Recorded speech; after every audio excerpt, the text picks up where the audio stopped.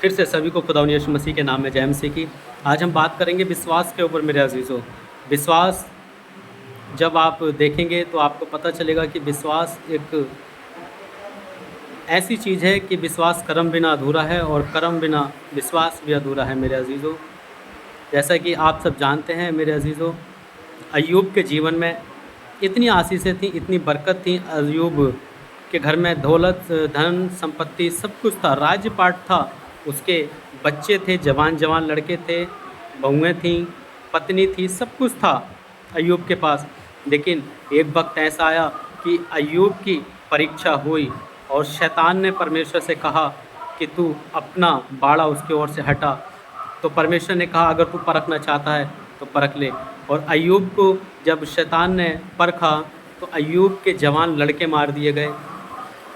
अय्यूब के जवान लड़के, पत्नियाँ, बेटे सब कुछ ख़त्म हो गया। सिर्फ अय्यूब की पत्नी बची। अय्यूब का राज्यपाट भी सब खत्म हो चुका था मेरे अजीज़ों। लेकिन अय्यूब ने हिम्मत नहीं हारी। और अय्यूब क्या हुआ, अय्यूब कोढ़ से घिरसित हो गया। अय्यूब को शैतान ने ऐसे कोढ़ से घिरसित कर दिया मेरे अजीज़ों कि उसके शरीर में कीड़े पड़ चुके थे, उसके शरीर में सुंडियाँ पड़ चुकी थी, कीड़े पड़ चुके थे।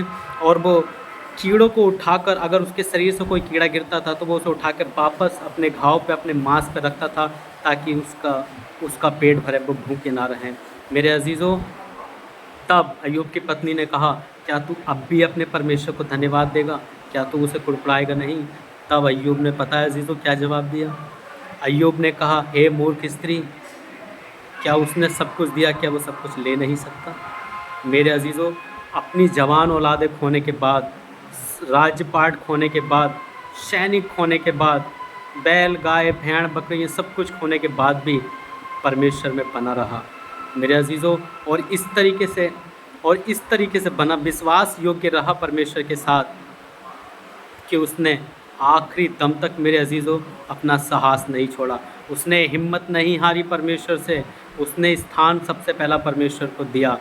और जब आप बाइबल को स्टडी करेंगे, जब आप बाइबल को पढ़ेंगे ध्यान से, तो मेरे अजीज़ों, अय्यूब को परमेश्वर ने जितना खोया था उसका दुगना वापस किया।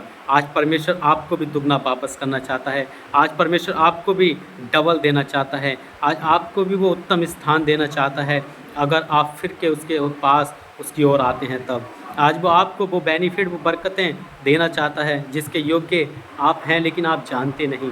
जिसके योग्य आप हैं क्योंकि आप राजा की संतान हैं और हमारा खुदा राजा है, लेकिन जानते नहीं है ना। समस्या ये है कि हम जानते नहीं या हम जानना नहीं चाहते। जब आप बाइबल को स्टडी करेंगे, आप किसी भी भविष्यवक्ता को उठा के देख लीजिए, नबी को पढ़ लीजिए, सब ने जीवन में अगर कुछ पाया है तो पहले परमेश्वर को स्थान दिया, तब परमेश्वर ने उन्हें उठा के खड़ा किया। आज परमेश्वर आपको भी उठा के खड़ा करेगा। आज आप परमेश्वर को सबसे पहले स्थान दीजिए तो खुदा आज के इस वचन के द्वारा आपको बड़ी आशीष है और बरकतें दें। सभी को जय मसीह की। और मुझे ज़रूर से फॉलो करें और वीडियो को सेंड करें, तो परमेश्वर का धन्यवाद हो। आमीन।